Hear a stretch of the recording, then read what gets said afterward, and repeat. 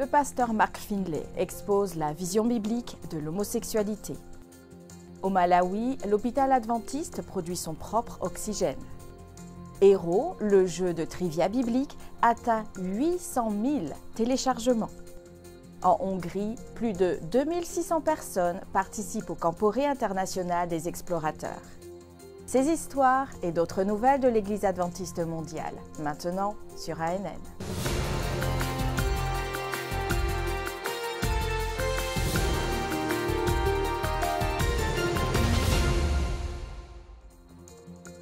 Comment naviguons-nous dans les complexités de la foi, de la sexualité et de l'identité de genre avec la Bible? Dans le sermon « Amour, compassion et vérité, une vision biblique de l'homosexualité », le pasteur Mark Finlay vous invite à trouver des réponses en s'appuyant sur 7 points cruciaux tirés directement de la Bible. Le pasteur Finlay, assistant du président de la Conférence générale des Églises adventistes, commence son exposé en expliquant ce qui le motive à parler de ce sujet. Pourquoi ai-je choisi de parler de ce sujet maintenant? Il y a des raisons spécifiques à cela. Tout d'abord, je suis inquiet, préoccupé par la direction que prend notre société. Je me préoccupe de l'impact de cette direction sur l'Église que j'aime. Je m'inquiète pour la prochaine génération, pour les jeunes adultes qui s'imprègnent d'un message qui n'est peut-être pas conforme à l'Écriture, qui ne l'est pas. Je m'inquiète pour les enfants dont l'esprit est saturé d'informations concernant la communauté LGBTQ+.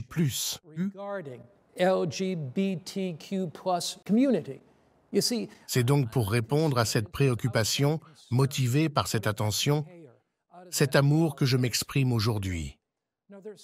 Certaines choses m'ont amené à la conclusion qu'il est venu le moment de parler.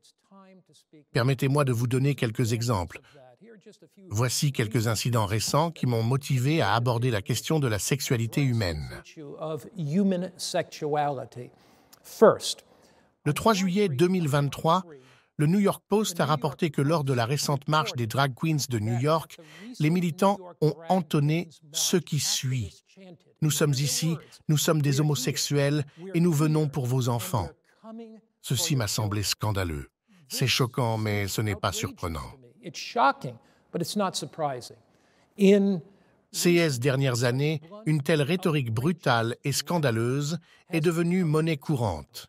Il y a 2 ans, le San Francisco Gay Men's Chorus a publié une vidéo sur YouTube dans laquelle 81 de ses membres chantent le refrain « Nous convertirons vos enfants ». Cela se fait progressivement, insidieusement et subtilement. Vous le remarquerez à peine. Ce pasteur met en évidence d'autres cas et préoccupations similaires liées au sujet. Il cite des textes montrant que l'hérédité et les tendances charnelles ne définissent pas le destin d'un être humain. Cela signifie que vous êtes bénis, mis à part pour Dieu. Vous avez été sanctifiés, vous avez été justifiés au nom de Jésus et par l'Esprit de notre Dieu. Voici l'incroyable bonne nouvelle, quelles que soient les tendances dont nous avons hérité ou que nous cultivons à cause de nos vies brisées, qui que nous soyons, hétérosexuels ou homosexuels, qui que nous soyons, la grâce du Christ peut nous transformer. Ellen White fait une merveilleuse déclaration dans le livre « Ministère de la guérison » sur ce point précis à la page 148. Ceux qui se confient dans le Christ, où placent-ils leur confiance? En Christ. Ils ne sont asservis à aucune habitude, ni à aucune tendance mauvaise, héréditaire ou acquise. Au lieu d'être soumis à leurs bas instincts, ils dominent leurs passions. Dans cette lutte contre le mal, Dieu ne nous a pas laissés seuls. Quelles que soient nos tendances, innées ou acquises, nous pouvons les vaincre par la force qu'il veut nous communiquer. Prêtez attention à cette déclaration. Quel espoir! Il n'y a pas de passion, innée ou acquise, que Jésus-Christ ne peut nous aider à vaincre. Quelles que soient nos tendances au mal, innées ou acquises, nous pouvons tout surmonter par la puissance qu'il est prêt à nous donner. Pour regarder la vidéo complète, visitez la page officielle de l'Église adventiste du 7e jour sur YouTube. Dans la section « Vidéo », recherchez « Amour, compassion et vérité », une vision biblique de l'homosexualité. L'hôpital adventiste de Blantyre au Malawi produit maintenant son propre oxygène suite aux difficultés causées par la pandémie de Covid. L'hôpital économise maintenant plus de 35 000 $ par mois. Noël Sibanda nous en dit plus. Nous sommes au Malawi, le cœur chaleureux de l'Afrique, le pays aux multiples possibilités. Qui, justement, aurait pu penser que l'hôpital adventiste de Blantyre puisse disposer de son propre oxygène? Mais avec Dieu, tout est possible pour ceux qui croient. En parlant de santé, le président de la division du Sud de l'Afrique et de l'océan Indien, Dr Harrington Akumbwa, s'est rendu à l'hôpital adventiste de Blantyre où il a présenté la méditation pour le personnel de l'hôpital. Cet établissement est très respecté au Malawi et il a traité de nombreux hauts fonctionnaires et hommes d'affaires, un signe que l'Église accomplit un excellent travail dans ce domaine.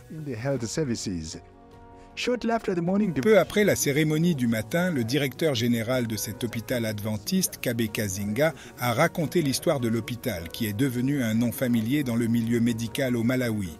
L'hôpital dispose d'un personnel et d'équipements hautement performants, qui en font l'une des institutions médicales privilégiées de Blantyre. Les dirigeants ont ensuite visité l'ensemble des locaux qui a vu défiler de personnalités gouvernementales pour des soins médicaux. L'hôpital adventiste de Blantyre dispose d'une nouvelle usine de production d'oxygène qui a été une nouvelle addition mise en place à l'apogée de la pandémie de Covid en 2021. L'hôpital dispose d'un équipement de pointe et il produit son propre oxygène, ce qui lui permet d'économiser plus de 35 000 $ par mois. Cette usine se trouve dans le même immeuble que l'hôpital et est très bien située pour les patients. Les dirigeants ont ensuite visité la clinique dentaire de Blantyre. Le président de la division a été très impressionné par la qualité des soins dentaires, possible grâce au meilleur équipement du pays et des dentistes professionnels missionnaires des Philippines. Le directeur général de l'hôpital adventiste de Blantyre et lui estime que ces installations et l'équipement de pointe placent ces établissements non loin des autres hôpitaux adventistes internationaux dans le monde. Depuis de nombreuses années, j'entends parler de l'hôpital adventiste de Blantyre, mais je pense que ce que j'ai entendu n'est rien comparé à ce qui se passe réellement sur le terrain. J'ai même écrit dans le livre d'or que nous avons ici une institution qui est prête à devenir un centre d'excellence, non seulement au Malawi, mais aussi dans cette division et sur le continent africain.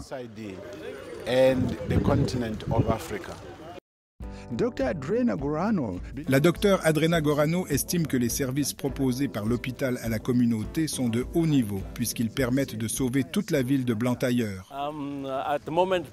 Actuellement, l'hôpital adventiste de Blantyre est l'un des principaux hôpitaux du Malawi. Oui, nous sommes un hôpital missionnaire, mais nous fonctionnons comme un hôpital privé et nous desservons l'ensemble de la communauté, en particulier dans cette zone urbaine de cette partie du pays, entouré de 4 hôtels au milieu de la ville. L'un de nos auteurs inspirés, Ellen White, dit, je cite, « La santé est la main droite de l'Évangile ». L'hôpital adventiste de Blantyre a intentionnellement utilisé le message sur la santé comme outil d'évangélisation. L'évangélisation est essentielle pour nous. Nous évangélisons actuellement à Namwe. Nous aidons une communauté qui vient ici pour se faire soigner et les soins permettent à l'Église d'accéder à ce lieu. Des cas compliqués sont donc présentés ici gratuitement. Nous avons construit des églises à Chikwa et à Mulange. Très bientôt, l'hôpital s'agrandira et le service de chirurgie à cœur ouvert ouvrira ses portes. Au lieu d'envoyer les patients à l'extérieur du pays, l'hôpital sera en mesure de gérer toutes ces procédures délicates, ce qui représente un atout pour l'Église au Malawi, mais aussi pour toute la division du sud de l'Afrique et de l'océan Indien. Les interventions chirurgicales dans le centre de cardiologie à cœur ouvert se dérouleront ici. Dans l'ordre, nous ajoutons des unités pour l'hémodialyse. Il y a donc de nouveaux développements. Nous sommes fiers des résultats obtenus, qui sont sans précédent. Nous allons de l'avant. Nous rendons le Malawi et l'Église fiers. Effectué ici, à l'hôpital adventiste de Blantyre, est un gage de qualité. La main de Dieu est à l'œuvre et nous lui rendons toute la louange et la gloire. Noël Sibanda, en direct de Blantyre au Malawi, pour AN. This is Noel Sibanda reporting from Blantyre in Malawi. Lancé en 2013, le jeu Héros voit sa seconde version se concrétiser en 2021. Aujourd'hui, la principale application de jeux bibliques de l'Église adventiste du 7e jour à l'échelle mondiale a atteint 800 000 téléchargements. Plusieurs réalisations ont accompagné cette étape importante au fil des années. L'une d'elles est la popularité croissante de cette application parmi les utilisateurs du monde entier qui ont passé plus de 18 millions de minutes à jouer et ont répondu à plus de 45 000 questions. L'application de questions-réponses bibliques développée par Hope Channel est conçue par le pasteur Sam Neves, directeur adjoint du département de la communication de l'Église adventiste mondiale, est également devenue populaire grâce à son aspect éducatif.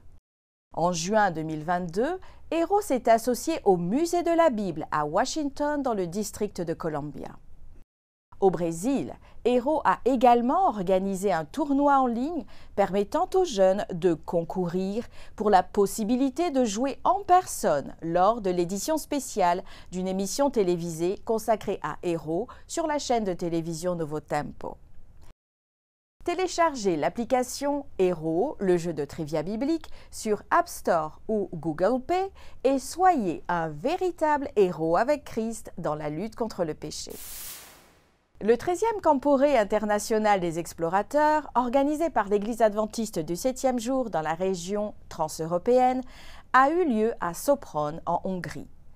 Plus de 2600 participants sont venus de tout le territoire et même au-delà de ses frontières, démontrant que le mouvement des explorateurs est mondial. À la suite de cet événement, 255 personnes ont décidé de suivre le Christ, 133 ont demandé le baptême, 77 veulent étudier la Bible et 16 ont été baptisés. Ces transformations de vie ont été capturées par des images captivantes de la cérémonie de baptême. Croyez-vous au Père, au Fils et au Saint-Esprit? Croyez-vous que la Bible est la parole inspirée de Dieu? Le croyez-vous? Croyez-vous que Jésus a pardonné tous vos péchés et vous a donné une vie nouvelle? Vous engagez-vous à vivre votre vie avec Jésus? Merci beaucoup.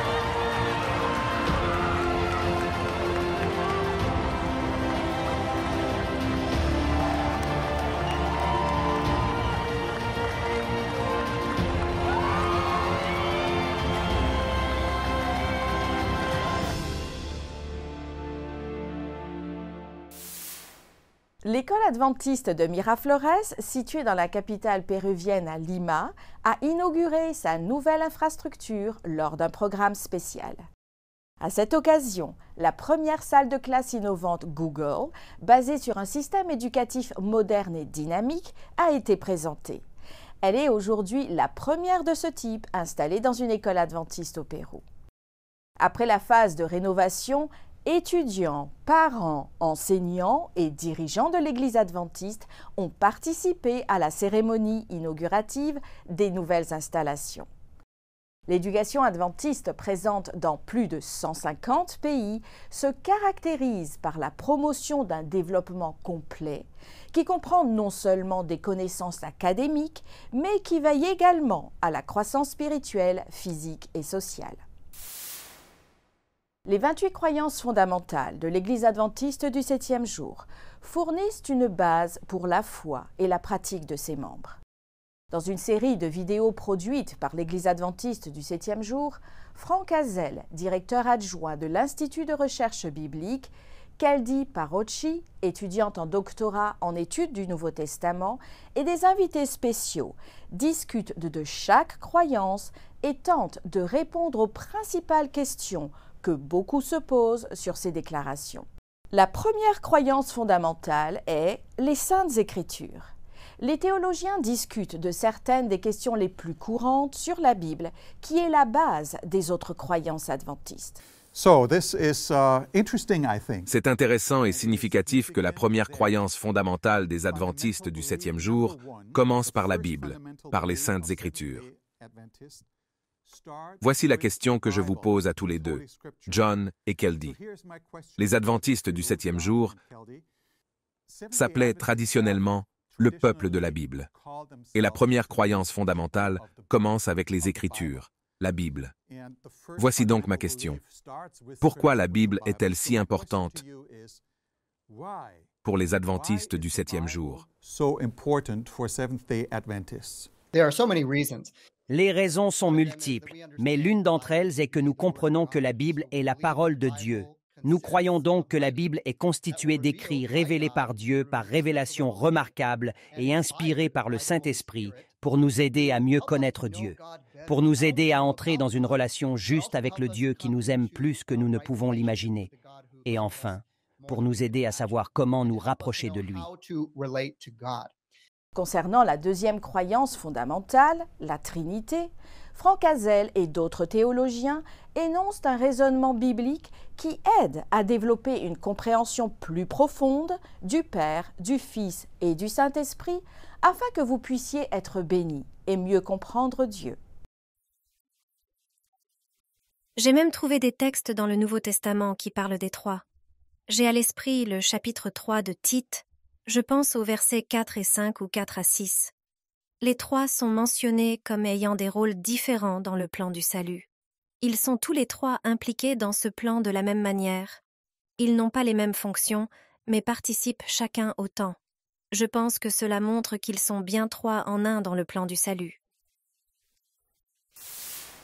Nous faisons une courte pause et à notre retour, nous entendrons d'autres merveilleuses nouvelles sur ce que Dieu continue de réaliser pour ses enfants dans le monde entier. À tout de suite.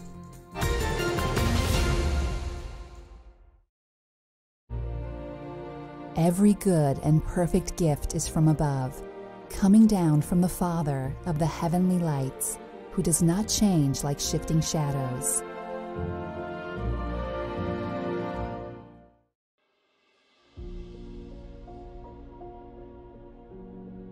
Dieu a-t-il créé les dinosaures?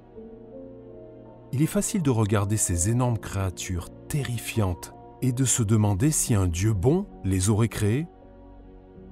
Et parce qu'elles sont utilisées comme preuve de l'évolution, certains nient leur existence. Cependant, des fossiles abondants montrent clairement que les dinosaures ont existé. Cela ne signifie pas que Dieu voulait des monstres mortels dans sa création d'origine. Notre monde a changé et les prédateurs d'aujourd'hui, comme les requins, sont redoutables. Mais notre monde compte encore de nombreuses créatures douces. Les prédateurs actuels nous parlent de la puissance de Dieu, mais nous savons que celui-ci n'a jamais voulu la violence dans sa belle création. Les dinosaures peuvent inspirer la crainte, mais tout comme nous attendons que le lion se couche avec l'agneau dans la nouvelle création divine, nous pouvons espérer que les dinosaures, dans leur douce magnificence originelle, seront aussi présents.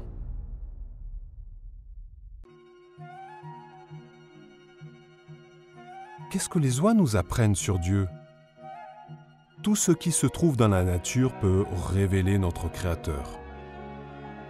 Voici 4 façons dont les oies nous présentent la nature de Dieu. Les oies restent avec leurs petits pour subvenir à leurs besoins jusqu'à ce qu'ils puissent le faire eux-mêmes, tout comme Dieu subvient à nos besoins. Les oies protègent leurs petits du danger, tout comme Dieu promet d'ordonner à ses anges de vous protéger. Les oies s'unissent pour la vie, à moins que l'une d'entre elles meure, tout comme Dieu ne nous quittera ni ne nous abandonnera jamais. Si les oies sont en danger, elles se réfugient dans l'eau, tout comme les chrétiens vont dans les eaux du baptême pour échapper à la mort certaine du péché et sortir dans une vie nouvelle en Christ qui offre gratuitement l'eau de la vie. Lors de vos prochaines sorties dans la nature, cherchez dans la création de Dieu ce qui montre qu'il se soucie de chacun de nous.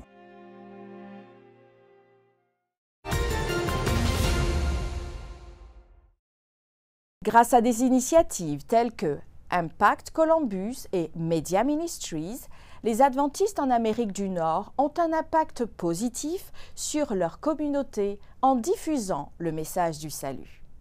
Impact Columbus, partenariat avec la fédération locale et 20 jeunes pasteurs, une nouvelle génération de responsables d'église. L'évangéliste Bryant et son équipe ont couvert la ville de Columbus. Ce partenariat s'est révélé être une combinaison puissante. Le pasteur Bryant a pu encadrer une jeune équipe d'évangélistes alors qu'il témoignait dans la ville. Plus de 100 personnes se sont jointes à l'église grâce à Impact Columbus. En 2023, les ministères des médias de la division ont organisé des réunions d'évangélisation et diffusé des programmes. Entre autres figure la série Spring Evangelism, de la voix de la prophétie, avec le conférencier réalisateur Sean Boonstra à Calgary, au Canada. Un nouvel outil de messagerie sociale a été lancé lors d'un symposium de pasteurs réunissant plus de 2000 ouvriers à Kabiufa, en Papouasie-Nouvelle-Guinée. Connue sous le nom de Hope VA, cette nouvelle assistante virtuelle offre des études bibliques gratuites et des leçons sur la santé dans un format conversationnel via la plateforme de réseaux sociaux WhatsApp. Selon les dirigeants de l'Église adventiste de la région, Hope VA peut atteindre la population comme jamais auparavant. Par ailleurs, cet instrument deviendra essentiel pour fournir gratuitement une éducation à la santé aux habitants de tout le pays. Hope VA est un projet collaboratif qui rassemble de nombreux ministères de l'Église autour de la mission, et il est basé sur une technologie développée à Novo Tempo, Brésil. La mission adventiste partage avec nous une histoire venant de Lettonie sur l'amitié entre Anna et Emilia. Bien que les filles partagent de nombreux intérêts communs, c'est l'amour pour Jésus qui enrichit leur relation. Avez-vous déjà rencontré quelqu'un qui vous a vraiment plu? Vous aviez tellement de choses en commun que vous vous êtes immédiatement sentis à l'aise l'un avec l'autre. C'est ce qui est arrivé à Anna. Elle a immédiatement sympathisé avec Emilia lorsqu'elles se sont rencontrées dans une école de musique en Lettonie. Les deux filles avaient presque le même âge. Anna avait 10 ans et Emilia 11 ans. Elles aimaient toutes deux la musique. C'est pourquoi elles allaient à l'école de musique. Les deux filles apprenaient à jouer du piano. Mais il s'est avéré qu'elles aimaient toutes les deux plus que jouer du piano. Anna aimait les chiens et Emilia aimait les chiens. Anna aimait la gymnastique et Emilia aimait la gymnastique. Les deux filles avaient beaucoup d'intérêts communs et elles sont rapidement devenues de bonnes amies. Or, il se trouve qu'Anna aimait les éclaireurs. Emilia, en revanche, ne connaissait rien aux éclaireurs. Anna avait récemment rejoint les éclaireurs, à l'âge de 10 ans. Elle aimait chanter, étudier la Bible et gagner des badges d'éclaireur avec les autres éclaireurs. Elle aimait particulièrement les camps d'éclaireurs. Aussi, lorsque les éclaireurs et les aventuriers de Lettonie se sont préparés pour un camp, Anna a invité Emilia à y aller aussi. Emilia a beaucoup aimé le camporé. Elle a aimé dormir dans une tente pendant toute une semaine. Elle a aimé chanter, parler et participer à des sketchs bibliques tous les soirs avec 300 autres enfants de 23 clubs d'éclaireurs et d'aventuriers de Lettonie. Emilia a particulièrement aimé s'asseoir près du feu de camp. Après le culte du soir, tous les enfants ont allumé des feux de camp au sein de leur club. Puis les enfants se sont assis autour des flammes et ont écouté des histoires de mission. Emilia aimait beaucoup ces histoires. Après le camporé, Emilia aimait les éclaireurs, tout comme Anna. Anna et Emilia sont devenues des amies encore plus proches. Puis Anna a invité Emilia à venir chez elle. Les deux filles ont commencé à s'y retrouver pour étudier la Bible chaque dimanche avec d'autres enfants. En un an, les enfants ont réussi à lire tout le livre de Ruth et 1 roi. Anna a également invité Emilia à aller à l'église avec elle le sabbat. À l'église, les deux filles jouaient ensemble du piano pour une musique spéciale. Anna aime particulièrement jouer un duo sur Jésus, le rayon de soleil du monde. Anna et Emilia attendent avec impatience le prochain camp des éclaireurs qui aura lieu pendant les vacances. Elle prépare un sketch sur Tabitha, la jeune fille de 12 ans que Jésus a ressuscitée. Emilia en sera la narratrice. Elle a un frère de 10 ans qui participe également au camporé. Ce sera la première fois. Oui, Anna et Emilia ont beaucoup de choses en commun. Elles aiment le piano, les chiens, la gymnastique, les éclaireurs, les camporés, la Bible et jouer de la musique. Mais elles ont maintenant quelque chose d'encore plus important en commun. Elles aiment toutes les deux Jésus. « J'aime Jésus et j'aime lire la Bible », dit Anna. « J'essaie de partager cette vérité avec les autres. » Cette semaine, notre point fort musical nous vient du Royaume-Uni avec Rebecca Johnson. Elle interprète Beams of Heaven ou Les rayons du ciel, diffusée lors de la session de la Conférence générale 2022. Rebecca nous vient de la région transeuropéenne de l'Église adventiste du 7e jour.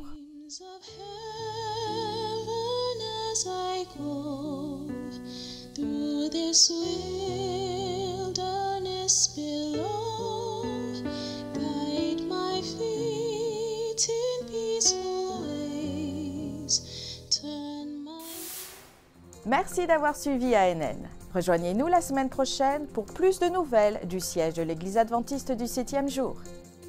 Saviez-vous que l'Église adventiste du 7e jour a une chaîne YouTube où vous pouvez regarder ANN Vidéo, ANN in Depth et plein d'autres vidéos étonnantes sur la prophétie, la santé et l'étude de la Bible? Cliquez sur le bouton « S'abonner » pour ne jamais manquer une nouvelle vidéo. Vous pouvez également nous laisser un commentaire ou un sujet de prière. Une équipe prie pour vous 24 heures sur 24 et 7 jours sur 7. Avant de nous quitter, voici une bonne nouvelle tirée de 2 Timothée au chapitre 1 et au verset 7. Car ce n'est pas un esprit de timidité que Dieu nous a donné, mais un esprit de force, d'amour et de sagesse. Ainsi s'achève notre programme de cette semaine. N'oubliez pas que vous pouvez toujours visiter adventiste.news/fr pour des nouvelles quotidiennes et des vidéos. À la semaine prochaine pour d'autres nouvelles de foi, d'amour et d'espérance. Que Dieu vous bénisse.